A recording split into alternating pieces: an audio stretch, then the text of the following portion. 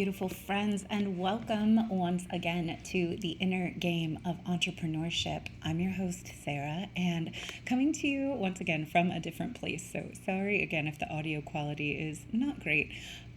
Though, if you've been rocking with me on this podcast from the beginning, that's part of the charm of this podcast. My audio quality is not great, but that's how you know it's a homegrown DIY operation. But I am in a different place, and I don't have a mic, and I don't have like a sound dampened space. So I will do the best I can on the editing of this to try to make it sound as good as I possibly can. But if it's a little rough, thank you for bearing with me. This episode is a really fun conversation with Domenica Million, who is a book and writing coach, and we get into publishing books for marketing for your business and how it helps you grow your business and build your reputation. And I'm really excited to share this conversation today because my first book is going to be available tomorrow. If you're listening to this on the day it drops, it is currently August 14th, and my book is coming out tomorrow, August 15th, on Venus Day. And this book is called The 6 Pillars of Body Love. This is a project I've been working on literally for years. I believe the first draft of this book was written in 2016, maybe 2017. So it's been almost 10 years that I've been working on this project. And this book was originally the companion for one of my first group coaching programs called Body Love Lab. And this work is all about healing your relationship with your body. If you are a person who has dieted chronically, which I was and many people are, if you're a person who has struggled with eating or chronic exercise or struggled with your body image, if you have had a combative relationship with your own body, if you have self-harmed, this book is for you. It is a compendium of healing tools and practices that really distill the essence of, I would say, 12 to 15 years of my own deep healing work in my relationship with my body. And I didn't want it to take over a decade for other people to heal from some of these issues. I wanted it to be as fast as it possibly could. And the group coaching program, when I ran it, spanned from 6 weeks to, I believe, 8 weeks, because every time I ran it, I was like, oh, we need more time. But people had profound transformations in the way they thought about themselves, in the way they treated themselves, in the way they spoke to themselves, in the way they felt inside their own body, in the way they felt about themselves and about their body through this work. And it took me a long time to turn the text into the form that it is now, really because I wanted to supplement as much as I could the experience of being in a coaching group with me. I wanted to supplement as much of the conversations that you would have with other participants in the group. I really wanted to take as much care as I could to make the book as impactful as it possibly could be, the closest thing I could possibly make it to being inside this coaching program, and make it a standalone resource where anyone could pick this book up and guide themselves through the healing process and practices that I guided my clients through in the live program. And it was a big task, and there were many people who helped me. Thank you to Eli Altman, who was also a participant in one of the first rounds of the Body Love Lab. Thank you to Katie Birch. Thank you to Brandy Amara Sky of Woke Magic. All of the people who helped me shape this book.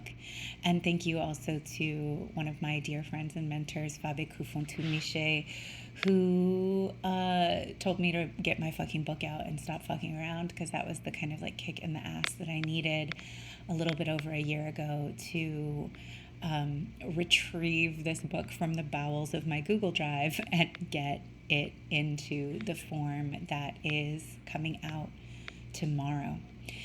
So I am on the eve of the publishing of my first book, and I'm really excited about it. If you are listening to this before August 15th through 17th and you would like to play a game with me, I would like to invite you to participate. I have a little silly goal to make my book a #1 bestseller on Amazon. And I took a little course on how to do it. And essentially what I learned is that the Amazon bestseller rankings are done every day. It's every 24 hours they rank the top books of that 24 hours. And if you put your book in kind of a deeper, a little bit slightly more obscure category, it's easier to rank #1 in that category because you're ranking against the other books that came out that day and the other books that were sold that day in that category. So you wouldn't put your book in like self-help necessarily because that's a really big category, and you're going to be competing with people like, Mel Robbins or Tony Robbins, any of the Robbinses. But if you put your book in 3 subcategories deeper into self-help, you have a higher chance of being #1 on that list. If you're #1 on that list, you have a chance of being #1 in a bigger list, but not vice versa. Anyway, I don't want to get too into the weeds with the strategy on this, but you put your book in a kind of deeper category, and then you have everyone buy as quickly as possible in a 48-hour span. And then you just keep an eye on the bestseller page for those categories, and you keep refreshing. And if your book hits #1, you take a screenshot, and there you go. You are an Amazon bestselling author forever and ever, and no one can ever take it from you. Even if it only happens once for one day, it still happened. So even though I know it's not the New York Times, and I know that Amazon is the evil empire and Jeff Bezos is I don't want to call him Palpatine. I don't think he's that influential, but you know what I mean. I understand abstaining from buying from Amazon. I try not to buy from them much, but I just want this. I just think it would be a fun thing to have accomplished and to have achieved. So I'm trying to do it. What I am asking of everyone is that if you would like a copy of my book, and or if you just want to help me reach my goal of making my book an Amazon bestseller, that you buy it on August 15th or 16th, anytime between 6 a.m. PST on August 15th, tomorrow morning, and 6 a.m. on August 17th, that's Sunday, that would help. And in order to incentivize people, I've made the book the cheapest I can possibly make it on Amazon. So the ebook is 99 cents. And the paperback is $10.73. These are U.S. prices. They may be slightly different in your country, but I made them the cheapest prices the site would allow. So, even if you, buy the 99-cent ebook just to help my sales and you're not going to read it, and you ask all your friends and family to do the same, if you want to kick $1 toward helping me gamify the system a little bit and reach this goal of making my book an Amazon bestseller, I would appreciate it. Buy it from your phone, buy it from your laptop, buy it from your mom's phone and your mom's laptop. Actually, all of our moms need this, need this book. But if you want to help, that would help tremendously.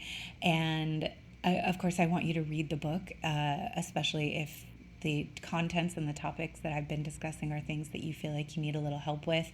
I think you'll find it valuable. I hope you'll find it valuable. And it isn't just kind of me telling you what to do. It's a beautiful mix of concepts and teachings and memoir and journal prompts and practices. I've had people bring this book into their therapists. I've had people co-read this book with family members. It really, it's a valuable resource and valuable tool for anyone who feels like they could use some healing in their relationship with their body, with their self-talk, with their self-esteem. I think that there's a lot of people out here who are going to benefit from this work, and so I'm just really, really excited to share it. So that's all from me. That is my big update. Buy the 6 Pillars of Body Love tomorrow or Saturday, or if you're hearing this from the future, buy it from the future. It may not help my bestseller goal, but you should still have the book. And without further ado, let's get into this brilliant conversation with book coach and author Domenica Million. Enjoy.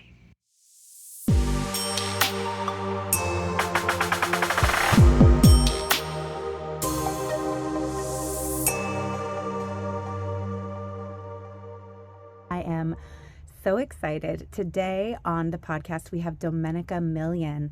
Domenica is an author, copy editor, and author coach to aspiring and seasoned writers. She holds a BA in English and professional writing and is starting her master's thesis this fall in popular fiction writing and publishing. Her primary focus is helping spiritual teachers, mystics, and witches write and publish books to establish authority in their niches and create a passive income stream. She uses her intuition and writing expertise to guide her clients to finishing their books. As a trauma-informed person who is trained in yoga and breath work, and as a practicing witch herself, these tools are an essential part of her coaching process. She's also the host of the Word Witch podcast, and that's where we met. Domenica, I'm so excited to have you on the show. Thank you for being here today. Thank you for having me. I'm so excited. This is our second conversation, and I'm thrilled to be on your podcast this time. I know, so fun. And in our first one, y'all, I don't know if my episode out on your show yet? Not yet. I think it'll air like the first week of September. Okay, awesome. Yeah, when you hear this, if this one comes out before that, definitely go look for that one. But we just had such a fun chat, and we went all over the place that I was like, oh, this is so good. We're going to have to do more interviews. So immediately I knew I had to have you over here. And in addition to us having a lot in common in our views and our approaches to our work, I know that so many people in my audience are going to be really interested in hearing about using a book to establish authority in your niche. And so I wanted to start there with hearing about your work and how that works. My thought is that many people think of writing a book as something to do later. Like, you have to establish authority first that proves you're like an authority enough to write a book versus write your book and use it for marketing. And so I'd love to hear about that approach. Yeah, I love that you bring that up because, whenever we want to learn something new, we always go to a book first. And I think what you're talking about is a limiting belief in that I have to be an expert first, or what does it look like to be an expert in order to be able to write the book? And so I like to challenge my students and my clients that your unique experience makes you an expert inherently. Now, there is a caveat. Obviously, if you are speaking about a subject that is geared towards medicine or psychology or anything that's more clinical, you definitely want to tread lightly and be very conscientious about referencing professionals and doctors and journal studies and all of the things that will help to boost and give you credit and give the people who came up with those ideas their due credit as well. So using your book as a marketing tool to help boast your spiritual business, whether you are a reader, a yogi, an astrologer, or just a tarot reader, anything. It could be anything that is spiritually or personal development geared. Your book is really to show people how you got to where you are. And if that was a healing journey, let's say you had your dark night of the soul maybe, and you found different tools and resources and things that led you on the path of becoming a teacher yourself, a spiritual teacher yourself. And you want to help other people to get those same benefits that you did, those same healings, and you're basically teaching your framework and how you got from where you were, having your dark night of the soul, or something that was you were struggling with, and how you got to the version of you today who is a healer, who is a practitioner of some sort, and teaching the reader exactly how you got there and teaching them your framework so that they might feel empowered themselves and comfortable to work with you and maybe, to get people in your door, to show that you are an expert in this thing that you now teach and practice. So yeah, that's basically how I see it as a tool to not only prove to yourself that you are an expert, because one of the things that is really beautiful that happens for my students is they realize that they know so much more than they think they know. And it gets them super clear on what it is they want to teach and what it is they have to teach their students and their clients in order to get them those benefits and those healings. So it's a really beautiful process to come to the page, start to write your book when you do not feel like the expert, because it shows you how you are and how you can be even more learned in your practice.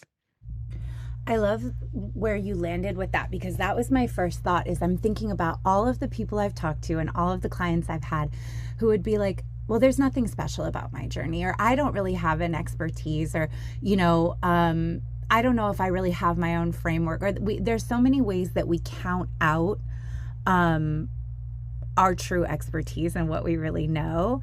And I think in the same way that asking a client or coaching a client through developing a signature framework is very clarifying as well. I've had so many conversations with people where they're like, oh, I don't have a framework. It's all different. Everyone I work with is different. That's such a common healer approach, is like, I don't have a framework. I just go in open, and everyone I work with is different, and it's client by client.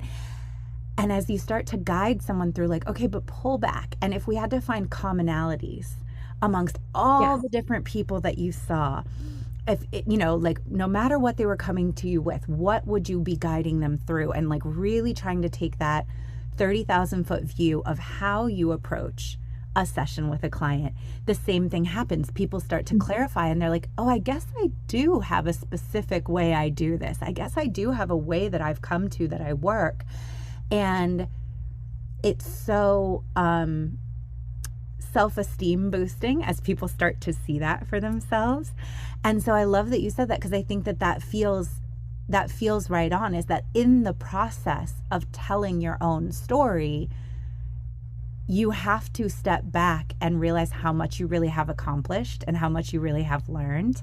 I also think that, so often we're all so focused on what we haven't accomplished yet. Like, I love personal growth. I'm like a personal growth nerd and junkie, and I'm always working on something because I love having a project. But we also don't want to live in a place where we are constantly undervaluing all the work we've done and being like, oh, I haven't done anything yet. And I find that so common with my clients, is like, but wait, when you step back and look at how much you've done, you've actually done a lot. You can't be so focused on what you haven't done yet, or comparing yourself to your teachers and mentors, that you dismiss all of your experience. So I love this right off the bat. I'm hoping that people who are listening are starting to go, yeah, I guess if I were to sit down and start to tell my story, it would even help me realize how much I've accomplished and what I really have done. Absolutely. And so I want to come back to a few things. The first thing is your journey is somebody else's healing. Just because you're not, let's say, a PhD holder in parts work, or, you haven't, studied a very specific and gotten a college degree in a particular modality, or, whatever it is, your your anecdotal evidence, the journey that you had gone through, can be the pathway for somebody else's healing. So, and also you grow along the way, right? A lot of our spiritual teachers and people who that we read on a daily basis, they don't have just one book out. They have many books, because they're not the same person that they were when they wrote their first book to their most recent book. And that's kind of the beauty and the magic of this healing journey, is that you get to evolve and your readers get to evolve with you. You can publish as many books as you want. There's no limit, really, especially in self-publishing, which is my personal niche, I guess, is self-publishing. That's my expertise. And that's who I like to help the most because it doesn't limit you on publishers and agents and all of that. And so I coach mostly self-published authors, but there's there's really nothing stopping you from writing your initial book, learning all of the things or relearning all of the things that you have kind of not looked at in a long time to say that is an accomplishment. So if it's something that you healed within you, that is an accomplishment. And your healing, it's ever evolving, right? It's never finished. And so along the way, the more you develop this particular framework, if we're talking about like what does my framework look like right now, it can evolve over time. And just because you don't, have all of the answers to everything doesn't make you disqualified from writing a book about what you'd gone through and evolve with your reader along the way. Um, and we were talking about something else, something that you said about like when you're talking to coaches or you're coaching your clients and it might be different person to person, which is true because a lot of people they don't have all of the same, issues that come up, but you do have a certain like way that you take them through their own journey. And like you said, what are the commonalities? Pull out those commonalities that you are seeing within every single session, and then write and develop your framework around those commonalities. And that just kind of gives you a baseline. Then when people work with you on a one-to-one basis or even in a group setting, you can tailor anything to fit exactly that person and exactly that group. It doesn't have to be so stringent, like, this is my three-step framework, and one person needs this and another person needs something else. It's like your framework is sort of the foundation. All of the things that you do as a coach, and you have to be very mindful, and they also have to have the expectation that you can't do the healing for them. So you are setting your framework down and helping them go through the different levels and different steps to get them from point A to point B. And you might have to add something in for somebody and something else for somebody else. And that's totally fine. It's not breaking away from your framework. It's just saying, okay, here's another layer. And then what you can do with those like little in between things is create bonuses. Like, so we are digital course creators, you and I. So when I talk about like, building your framework and writing your book, what I want it to do is support your work. I want it to support your digital products so that you can bring in more people and all of that. So when you are developing your framework, that's like the mold, right? And then there might be something that one person really needs that many other people need, but some people don't. So then that thing can become a bonus that you teach it within your digital course or your you can write like a little mini workbook on or something like that. So yeah, I feel like you as a coach knows exactly what your students need to get the very basics, like the foundation. And then if they want to come work with you further, that's the point of the book. The point is to get people through your door and to attract more clients. So I hope that answered your question. Yeah, I want to touch on a couple things you said. So one of the things you said that was like, it was funny because you highlighted it as a feature, and a benefit. And for me, it was like one of the things that deterred me from putting out a book for so long is the idea of like you can just keep writing books and keep growing with them. Whereas for me, I was so nervous about committing to my first book because there's this feeling I have of books as being so much more permanent, right? And it's like I have all these books that are from very different eras, right? Even when you think about comedy, right? Like how poorly comedy ages. Like we watch stuff from the early 2000s and we're like, oh, you could not do Yeah. this now. You couldn't make this joke now. Even I was like listening to something about America's Next Top Model and like, you know, how there are so many things about that show that you could Your mic cut out. never. Oh, can you hear me? Yeah, I can hear it. There are so many things about the show America's Next Top Model that you could never do on TV now, right? And so sometimes I'm reading a book and I'm like, ooh, this did not age well, or this reference feels so dated or so clunky. And there was part of that for me of like, oh, I think of I hear people be like, oh, the internet is forever, right? You put something out on the internet and it's always there. But I think of the internet as being this like completely fluid stream that moves so fast and you don't have to worry as much because something that you wrote on the internet today, people aren't going to find tomorrow, and it's easier to keep evolving your ideas. Where for me, a book felt so much more like you are etching your opinions about things in stone. And so that really held me back for a long time from committing to this book because I was like, the book that I am putting out right now, y'all. Oh, you cut out again. I don't know what's happening with my mic today, everybody. So sorry. But the book that I'm putting out for folks who are listening to my podcast, The 6 Pillars of Body Love, which is coming out really soon. I wrote that book in like a month. I wrote the book on accident. I wrote it as a companion to a coaching program. Mm. And I was just going through module by module and creating the content for the program. And then at the end, I looked back and I was like, oh, I wrote a book, like kind of on accident. Yeah. But it took me, let's see, I think I wrote the beginnings of it in 2017 and it's 2025. That's how long it took me to get through editing it and doing rewrites. And it was like every couple of years I'd revisit it and I'd be like, I have to get this thing out. It's just sitting on a Google Drive. But even then I was like, I've learned so much in the 2 years that it's been, in the 3 years that it's been. And I would keep rewriting sections.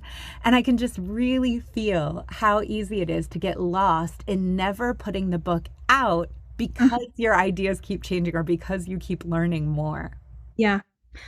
So there's a few things that I would love to touch on with that. And one of the things is, especially as a self-published author, you have the power to take anything down anytime that you want.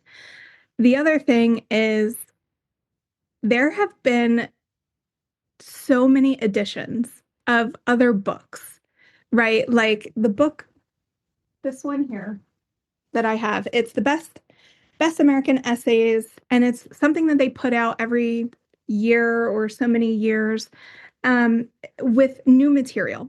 And so books are never, yes, when a book is printed and it's sitting on somebody's bookshelf, that is a permanent fixture. But you as the author, especially the self-published author, has the ability to revisit that manuscript, rewrite those parts that you no longer agree with, and put it out as a second volume. So like, you know, this is the second edition of the 6 pillars of body language, right? Like it doesn't have to be the scary thing where it's like my words are permanent. And one of my mentors, Marian DeMarco, she has said, I think it was in we were at this like retreat. It's like a mediumship retreat. And she was speaking about her books and basically saying like what I did in my first book, I don't necessarily do now. And so she keeps coming out with different books to reflect where she is in her practice and what she's seeing with her clients in the world today, presently. So I think this also has so much to do with cancel culture and being afraid to say the wrong thing. And we all, especially as people who are in a semi-public eye, right? Like, I'm not famous, but yes, what we do and say are out there for eternity. And I said something really stupid um, because I had lack of knowledge of what the whole picture was. So I was giving bad advice, basically, and I had to backtrack and say, I learned more information about this and I have changed my opinion and I no longer believe that anymore. You are allowed to do that. It is your duty to do that as a human being, to learn brand new information that you didn't have before and reform your opinions based on that new information. And when we start to cancel people because they said something stupid in the past, and that person who was back then, like that 2017 version of you, or, the, excuse me, the 2005 version of some comedian, they're not the same person that they are today. We all are evolving and we are all learning at our own paces with our resources that we have available to us.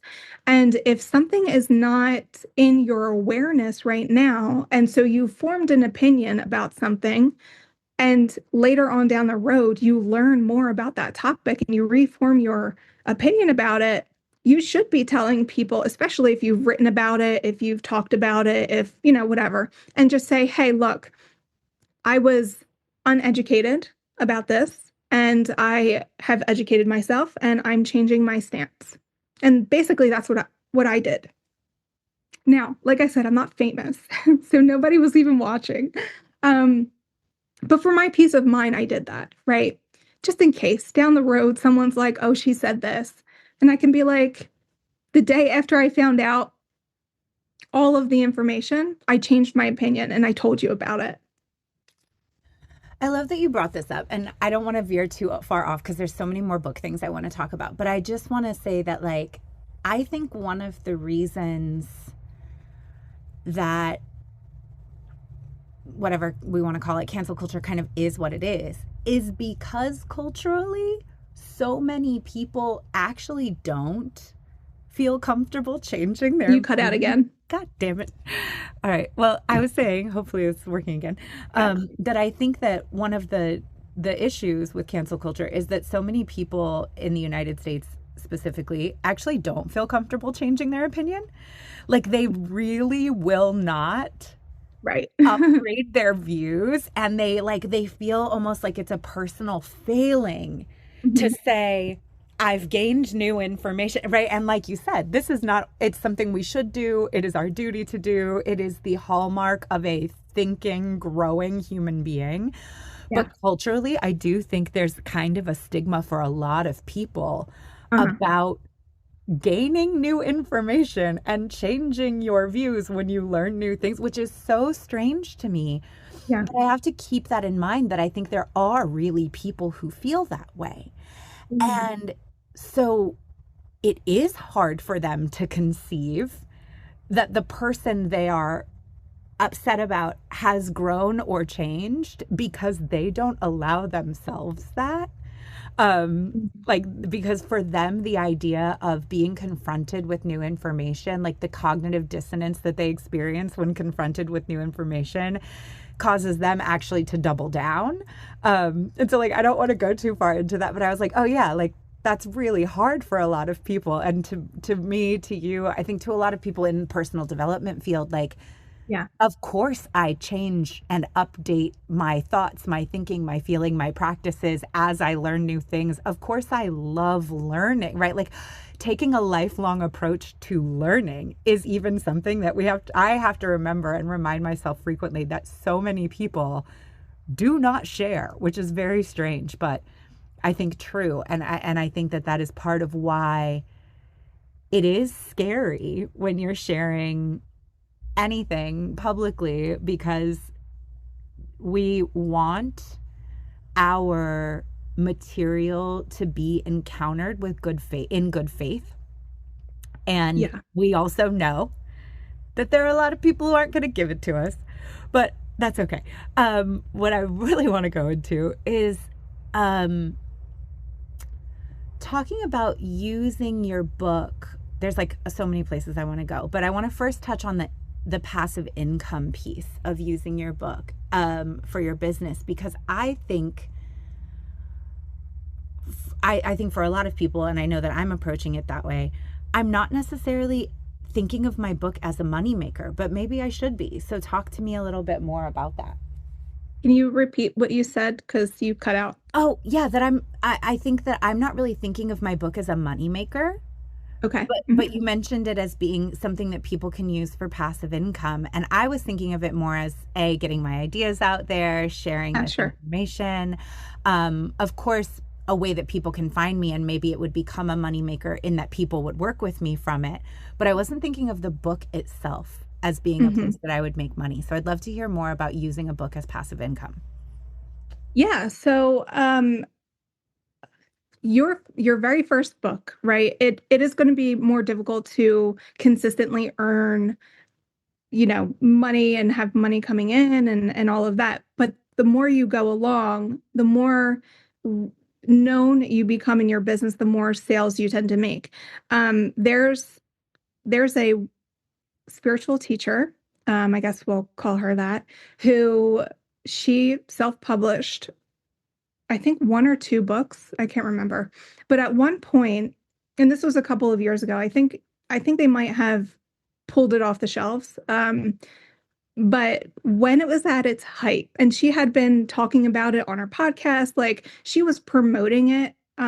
It was on her website and everything. She was bringing in about, I can't remember the exact numbers. I want to say it was somewhere between two and $4,000 a month from her book sales. And I could see that I have a program on my computer where I can see what people are making on their books. So I logged in. I was just curious and I just wanted to know like how much money she was making off of this book. And it was in the couple of thousands, right? It was six figures. Wait, five figures, like per month. Um, so there's many ways that you can make this a passive income source. And really, it has to do with a few things. How much you end up marketing, and it takes money to make money, right? So if you're paying to market your book, you're going to generate sales that way. And also using your platform to promote and sell your book. Also, there is something that I'm really excited about and have been like researching a lot lately, and that is to first put your book up on Kickstarter. And if for those who don't know what Kickstarter is, it's basically this crowdfunding platform where people can donate to your art project, and it could be anything from books, podcasts, TV, video, just the whole array of art. And people can donate, and then you give them a little token. It could be anything. It could be stickers. It could be a signed copy. It could be whatever it is you want to be, and it's usually tiered. So the more money they give you, the higher uh, package, if you will, they get as the person who donated. And so people are using this really successfully to come up with the money because I'm sure, Sarah, as you know, like producing a book yourself it costs a pretty penny and it's not super cheap. You can do it the cheap way. Um, but you get what you pay for, just like anything else. So, in order to, I guess, fund your book before you even start to hire editors, hire book cover designers, hire your typesetter, all of the things that go into creating this book, you can get it crowdsourced. And they don't own the rights or anything to your book. It's basically them just donating you money because they want this book to come out into the world. And so what you can do is you can put your book up there, and typically it's only about a 1 to 2 month, I think like up to 90 days is their recommendation to get your book crowdsourced. And so once your book is fully funded, let's just say you have a $10,000 goal of reaching so that you can pay your editors, pay your book cover designers, and maybe you even want to give yourself a little bit of income for writing the book. Let's say you are, I don't know, a stay-at-home mom and you want to generate some income while you write the book. You can also, as long as you are very clear in your uh, description, that you are going to use some of the funds to write the book itself in order to pay yourself to write the book. And what a lot of publishers, like big traditional publishers, what they do is the process of being a self-published author and a traditionally published author in nonfiction is different. So when a nonfiction author wants to go to a big publisher, they don't want to publish it themselves. The process is different. First, they have to write a book proposal, find an agent, and then the agent has to shop that around to the publishers, or they can go direct to publisher. But there's not a lot of publishers who will take unsolicited manuscripts. So after that whole thing, once you sign your contract, they will likely give you an advance on your pay. So it could be anywhere between like $1,000 to Stephen King. Well, he's that's different. To like maybe $100,000, right? And it depends on the caliber of the author, how famous they are, how much clout they have, their followers, and all of that. So they will pay you in advance. And so once your book is published, you have to earn your advance back before you get royalties on your book sales. So I'm saying all of this to bring it back to the Kickstarter. You can basically pay yourself in advance for writing the book as long as you are clear and telling the people who are going to be donating to you that X amount of money that I receive from this is going to go to paying myself back for time and energy and all of that to write this book. And so that becomes then another income stream. So when you're writing your book, you're receiving money for it before it's out into the world, if that makes sense. And then once it is out into the world, there are many avenues that you can take to market your book so that it does become this passive income stream. And what you want to really make sure is that you are pricing your book according to how much you want to make back on the book and what the market is dictating right now. You can't publish your book and sell it for $100. Nobody's going to buy it. That's not the industry standard.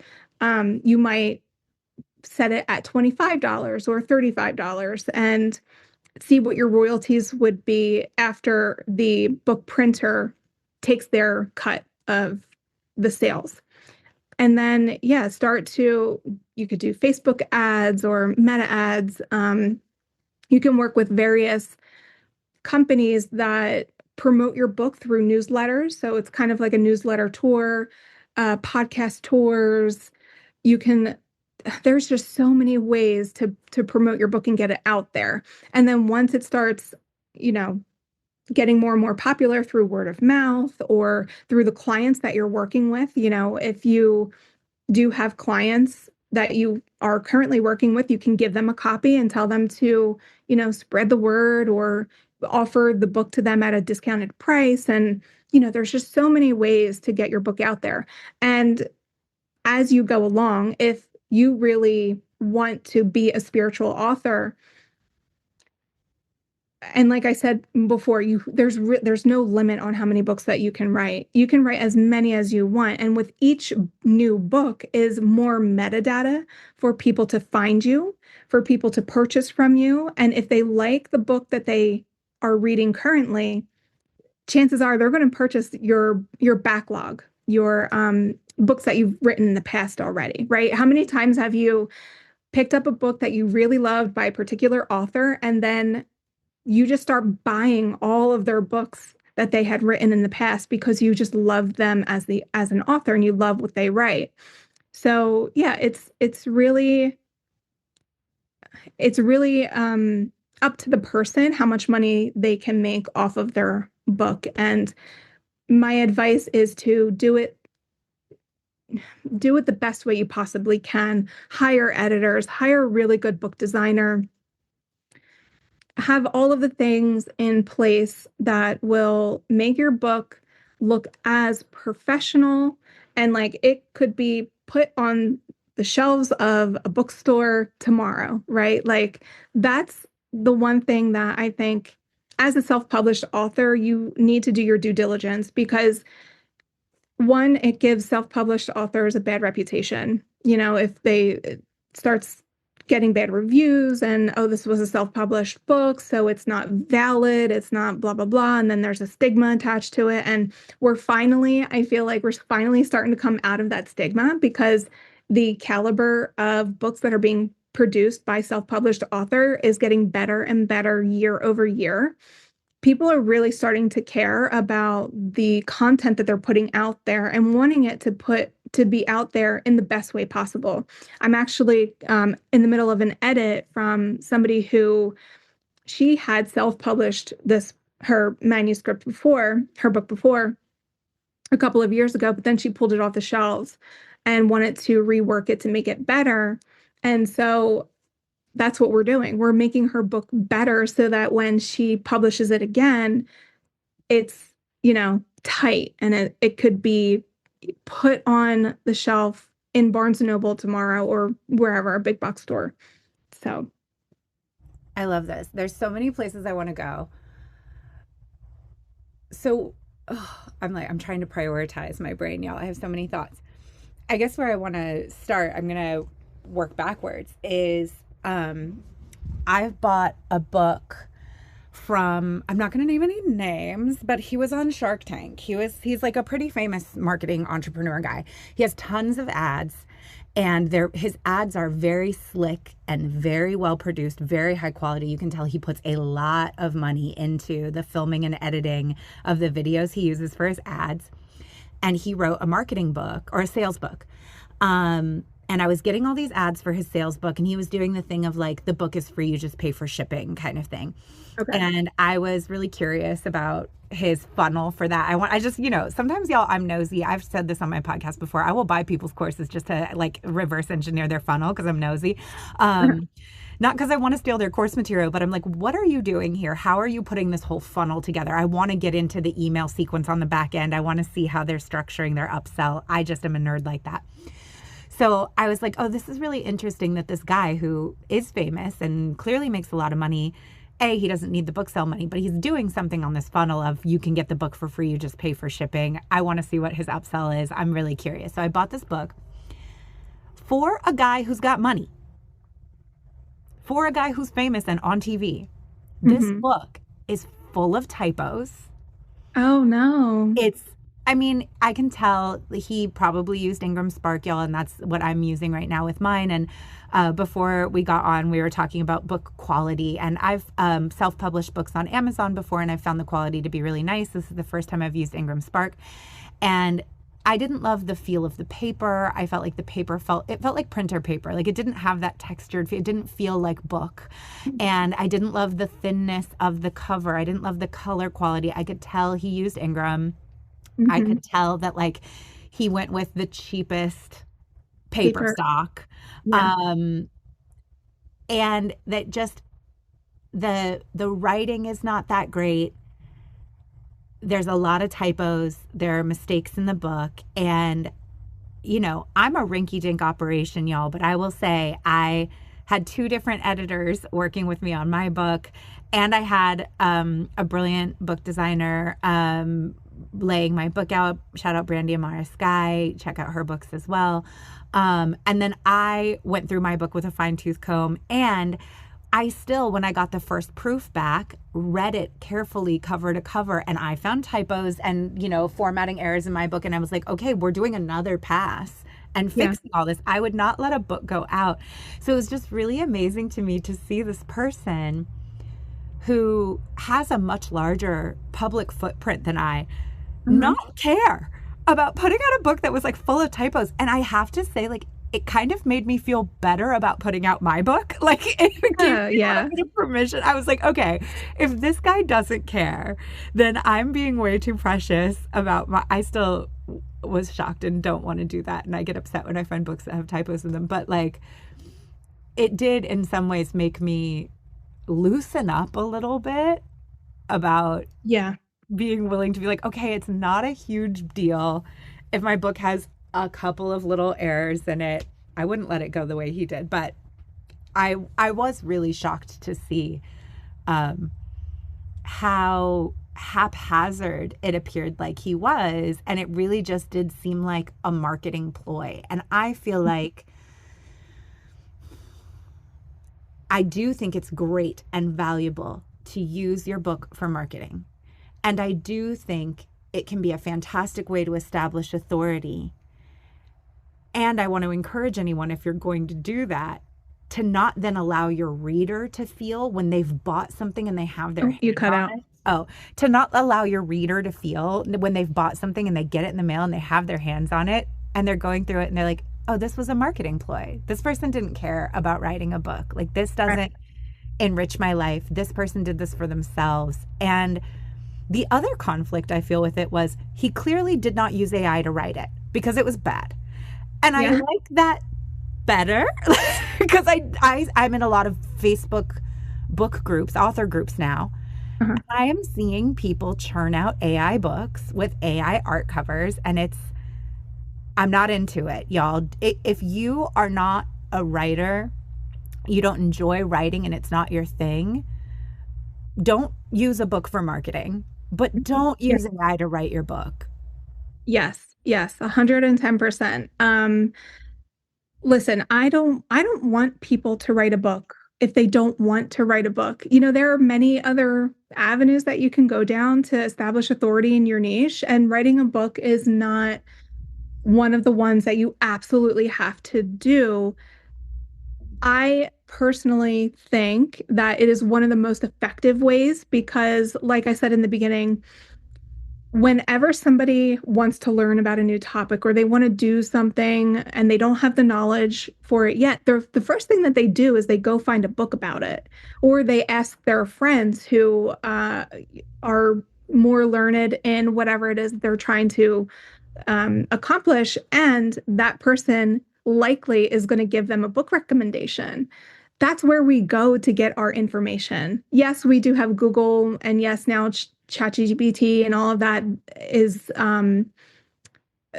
has the resources to learn things that, if somebody wants to learn about astrology, they can just uh, Google, what is a Capricorn like? What are the traits of a Capricorn, right?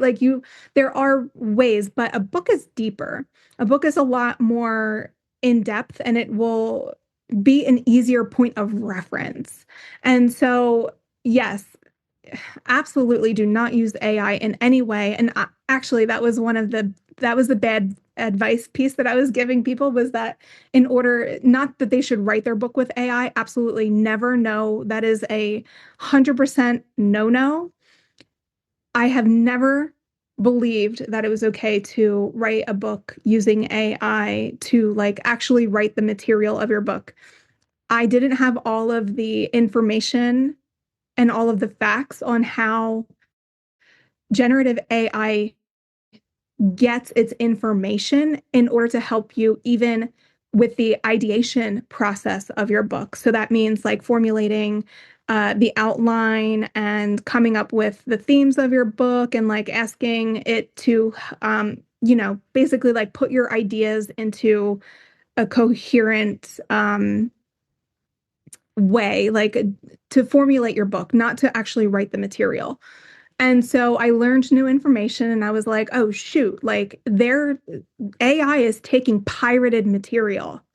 They are feeding these AIs books that are copyrighted and were not given permission to use their book to train the AI. And so whenever you put into the chat, help me outline my book about XYZ topic, it's going to pull from that pirated material. And I didn't know that. I thought that it was pulling from like Google searches, or I was using it, I guess, more as like a Google search engine and not as like this thing that was getting its knowledge from books that were pirated and not given the permission to be trained. So 110% do not use AI in any part of your book whatsoever. Go find a book cover artist. Go find somebody who will make money and support the community as a whole, right? Like we want to support artists, and we want to do our due diligence and make sure that we are putting out the best product that came from our brains as possible, right? Like one of the things that I talk about is not using also a ghostwriter to write your book about personal development in particular. Now, I know I'm going to ruffle feathers when I say that, and I'm not trying to take business away from ghostwriters because I do think that they have a place in this world. I do. But when you are writing a book about your particular experience and you're using the knowledge that you gleaned from other books and developed this framework, or you learned the tools that you needed in order to get yourself the healing, in order to grow as a person spiritually, physically, mentally, whatever.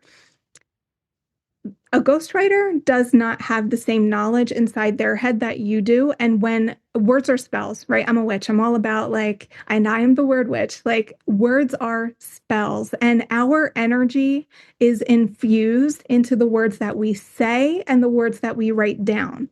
And it's, communication as a whole, whether it's being written, whether it's being signed, if you're a not hearing person, if it's braille, if it's any type of words that are out there communicated, are imbued with a particular energy.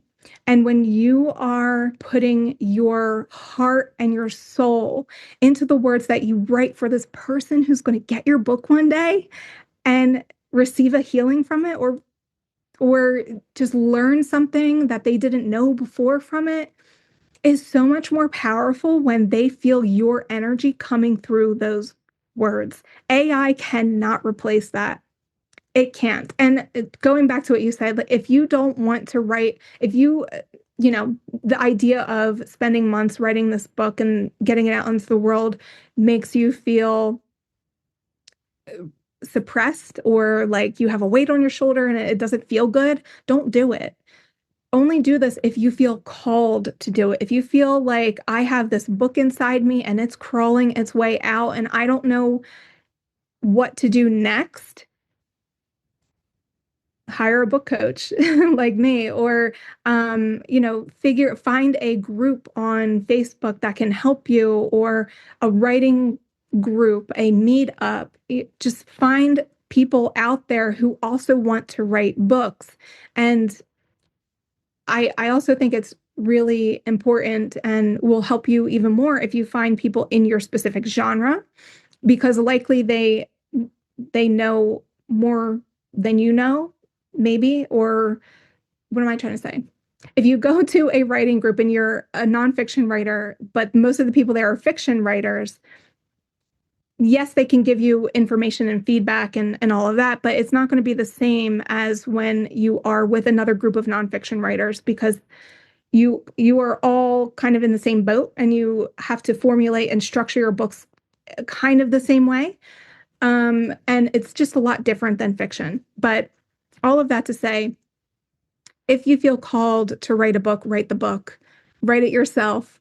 Don't use a ghostwriter. Don't use AI. And do all of the things that you can in your power. And it might take you 10 years, right, to finish the book because of your financial situation or your accessibility to resources.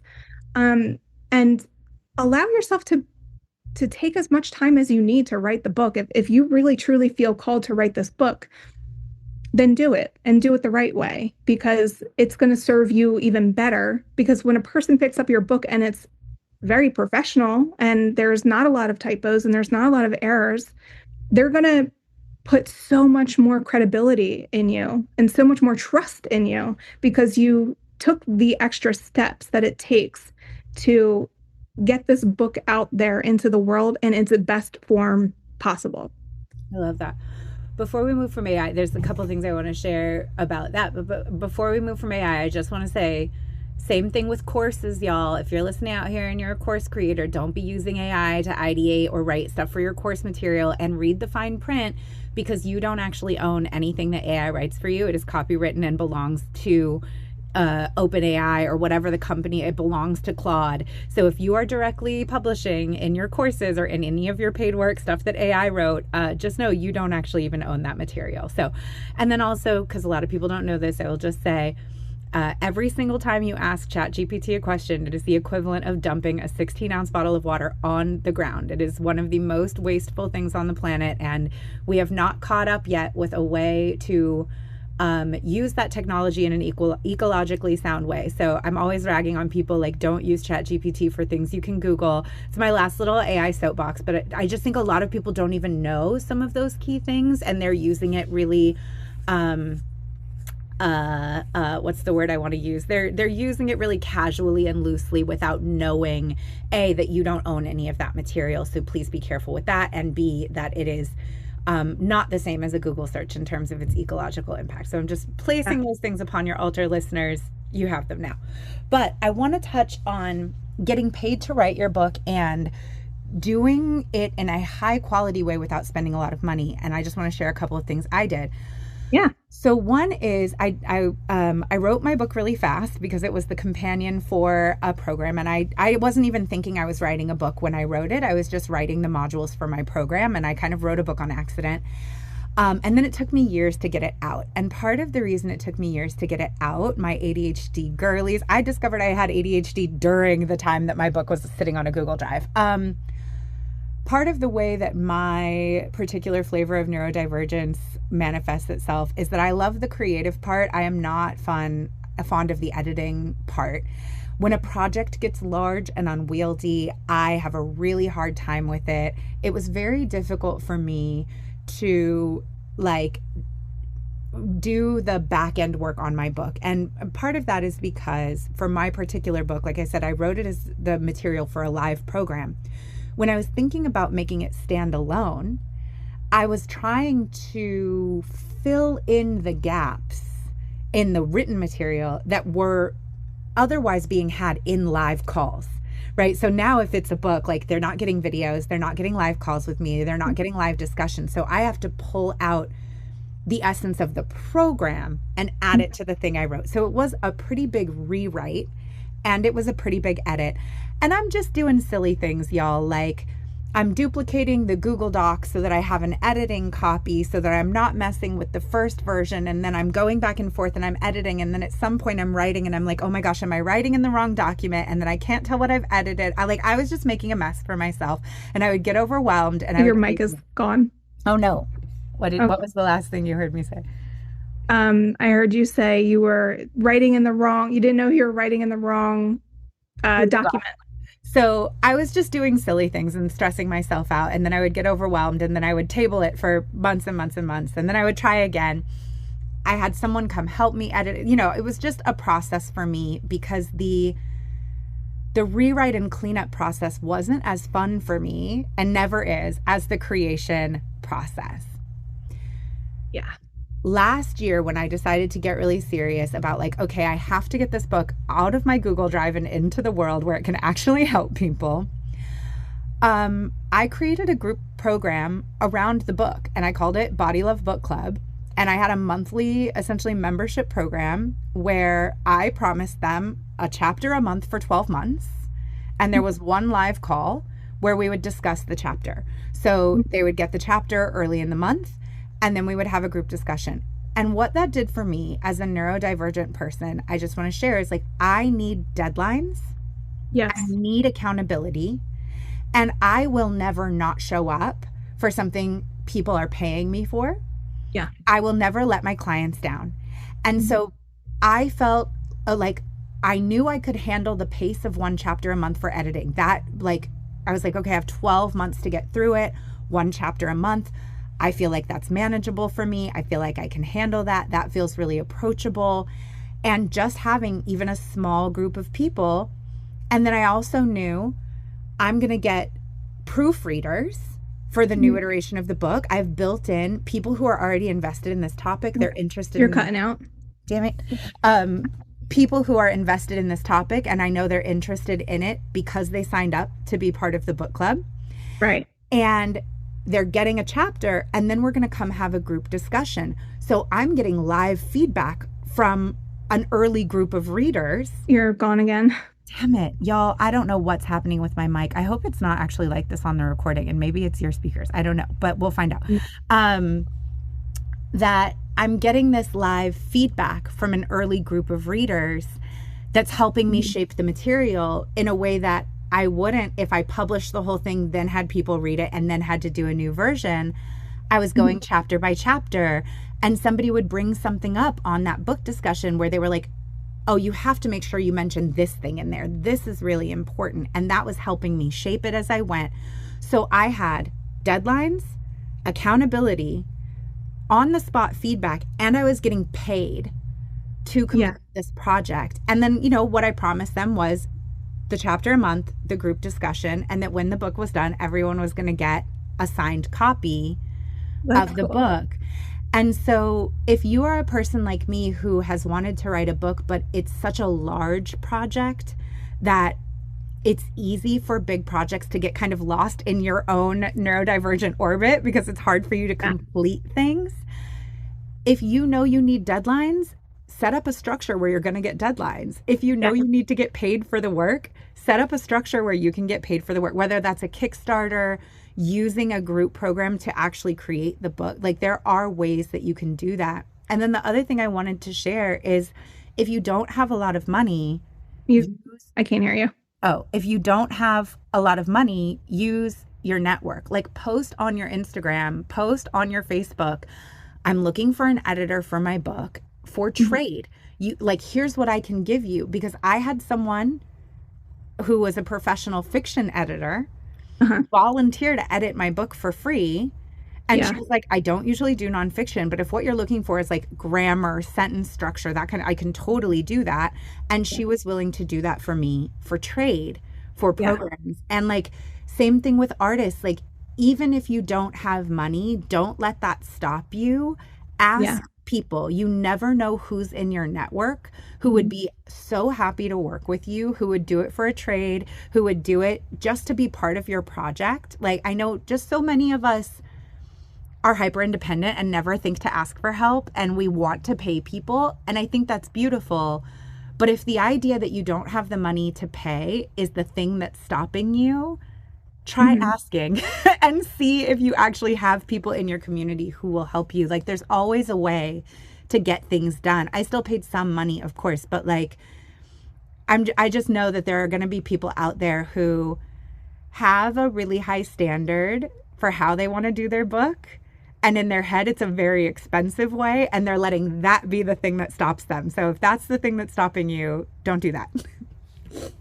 Yeah, no, I think you bring up really great points. And I actually want to go back and talk about your process, because that's brilliant. And it's actually how I am about to write my nonfiction, Right to Heal the World. Is I have, in the beginning of August, we're going to be starting Right to Heal the World, the Sacred Author Path, which is going to be a 10-week, I think it's going to be about 10-week training where I help people get their books written. And 10 weeks is a short period of time, but you're going to get the teachings along the way. And then we're going to have weekly phone call or Zoom calls, for Q&A, so that I can excuse me. Sorry, something's stuck in my throat. So that I can learn more about what they need. And I do have a framework. So my framework is basically what you were saying. It's clarity, consistency, and accountability. And when you have all three of those, you can finish your book. So what we're going to do in this program is I'm going to take you all through my framework. So we're going to learn all about how to get super crystal clear on what your book topic is about so that you can write with confidence and not fear.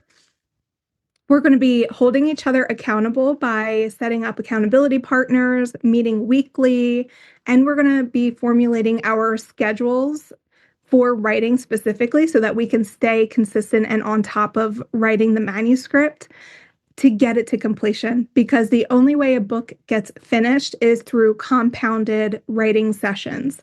Just like you would compound interest on your bank account, the more you write in your book consistently, the quicker it gets done, and that's the only way to get it done. And so we're going to hold each other accountable. We're going to learn things about writing. I'm going to teach you all about the writing process and what you should be focused on and what you should be putting in your books. And we're basically going to spend this like 10 weeks helping each other get our books done. And then at the end of the program, so I'll be doing this along with everybody for Write to Heal the World. And so we're going to be writing books together, and it's going to be a place where you can come meet other nonfiction authors. Which is really funny that you bring up that your editor was a fiction editor, because that's where I started. I am a fiction writer. This is going to be my first nonfiction. So we're all going to hold each other's hands and complete our books together. So I'm really excited about that. And I love that you did that, because that is so smart. And that's exactly why I'm teaching people how to do this. It's to support their businesses so that they can generate more income and become financially free so that they can quit their day jobs and just do their spiritual work and help the world and heal people and raise the vibration of the planet through their words. And yeah, just to create more freedom, more joy, more whatever it is that you want in life, just to be able to manifest the things that you want at your pace, because you are setting your business up to support you and your family, whatever your family looks like, even if you're just a single person. And to really be able to be a sovereign person and not beholden to an employer, or, this was all like in devotion to getting people financially free, because I want people to, one, raise the vibration of the planet by healing people through their work, but also to become sovereign, to be able to pick up and go to Greece one day if that's what you want to do, and not have to ask your boss for time off, or to create more abundance, because it's we're not the rising, how do they say it? The rising tide lifts all boats. So when you succeed, other people succeed, and it kind of creates this ripple effect. And every life that you touch with your book then creates another ripple in the pond that spreads out into the entire planet, right? Because we are all connected. We're all like sitting on the spiritual plane, and every tug of the string affects each and every one of us. So all of that to say, I don't want to get emotional. I am really passionate about people just getting their words out into the world to heal other people, because I'm really passionate about people having the best lives possible, right? I'm only in this body as Domenica one time. And so I want to do what I can to serve other people and help them also have and create the life that they dream of, and help other people then do that for their students and their clients, and, to just create a better place. I want to leave this planet better than when I found it. I love that so much. And I think we share that sentiment so deeply. And this was part of why we vibed so well in our first episode, is we realized like, oh, we really approach our work from the same place for the same reason. And that's such a beautiful thing. I feel like this is a really great place to wrap. When is Write to Heal the World starting? Yep. So you can get into, hold on, let me just check my calendar. I don't want to say the wrong date. So right now, I actually have a challenge that's starting on July 25th through the 27th, and that is called the Chapter 1 Challenge. And basically, what we're doing is we're getting super crystal clear on our book topic. We're going to heal the writer's wound, which is basically just imagine it like the witch's wound or the mother wound. Well, there's a writer's wound, and we're going to learn how we can heal that. And we are going to have a completed, finished first chapter at the end of the 3 days. And if you get into that challenge, you'll get a discount to Write to Heal the World. And so, Write to Heal the World will start on August 11th, but you can sign up August 4th. I love that so much. In this episode, we can get this out in time for your challenge. So if you're listening to this, you can go sign up. Domenica, where can they find you? You cut it. Where can they find you? Oh, so I am on all of the social medias at WordWitch CC. That's WordWitch, C for copy, C for consulting. Or you can go to my website at www.wordwitchcc.com, and you can actually pick up a free workbook that is just right on my homepage, and you can enter your information and get that free workbook to help you get crystal clear on your book topic. I love this so much. Thank you so much for being here, and we'll put those links in the show notes. What a treat. I hope y'all feel inspired, and I hope you go join Domenica's challenge and join Write to Heal the World and get your book out because I want to read it. Thank you so much for being here. Thanks. That's our episode for today. Thank you so much for taking the time to listen to this. I know there are so many things that you could be doing with your day, so many things you could be listening to, and it means so much that you are here in this community. If you enjoyed this episode, please take a moment, share it on social media, and tag me at Intuitive Edge Coaching. Share it with a biz bestie who you think needs to hear it and will appreciate it. And take a moment to to subscribe, and to leave a 5-star review wherever you are listening. It helps me grow this show, and it helps us grow and sustain this brilliant community of entrepreneurs dedicated to doing the inner work. Thank you so much for being here. Okay, love you, bye.